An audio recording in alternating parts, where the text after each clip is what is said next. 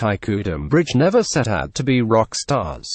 The 15-member Indian ensemble, who specialize in splicing a huge range of different Indian musical styles with big doses of heavy metal, only formed for a TV program and had to be persuaded to perform live.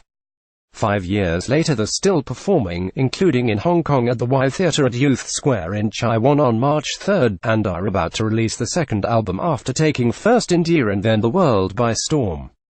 Named after a landmark near where the band had their early rehearsals after forming in the South Indian city of Kochi, Kerala in 2013, Thaikkudam Bridge's music covers both Carnatic South Indian and Hindustani North Indian styles.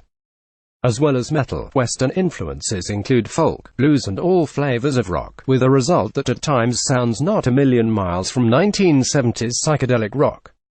They started off covering classics from various parts of India with their own, usually heavy, twist, but are also increasingly writing their own songs, including the best-known, Fish Rock. Their lyrics, in the Kerala language Malayalam, Hindi, Tamil and English, concern a range of serious subjects, including political satire, freedom and equality, mortality, traditional dance and the historical crimes of the Mughal Empire. The band formed as a collection of friends, who had all studied sound engineering at college together years before. They were all working as professional musicians before the band was formed to perform on the TV show Music Mojo, broadcast on the Malayalam language Kappa TV. The Western bands who sing in Mandarin and earn a Chinese following, they got so much positive feedback that they decided to do a single gig at Kochi's Model Engineering College. It was the reaction to that first gig that persuaded them there might just be something in this. The only time everybody gets together is on stage. Usually we work in small clusters, then we come together after Ashik Nelson. It was supposed to be a one-time gig, says guitarist Ashik Nelson, taking time out during a shoot of the band recording songs for a reality TV show for Indian Channel Z.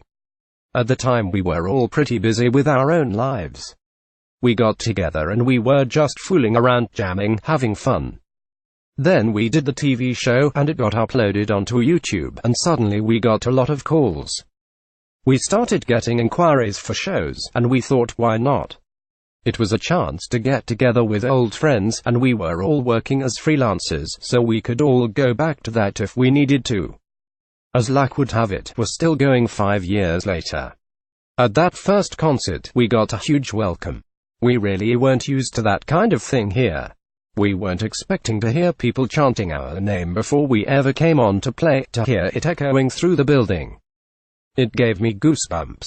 Fashion's female DJs of Asian descent turning the tables. Since then they've performed at more than 500 venues around the world, extensively around the Middle East, plus Europe, the US and Australia. Hong Kong, though, will be not only the first visit to the city, but the first performance anywhere in East Asia. With so many members, getting everyone in one place can be a challenge, but they refuse to play live without a full complement of band members. The only time everybody gets together is on stage, says Nelson.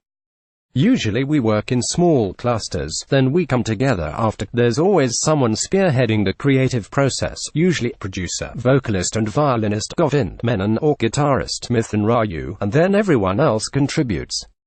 It's kind of funny that this many people can be on the same page. Creatively, the biggest help is that everyone respects one another's outlook and musical tastes. There's very little friction going on, there's no war between pop and metal in our band. A common factor is that we all like to listen to everything we can, and we like most of it.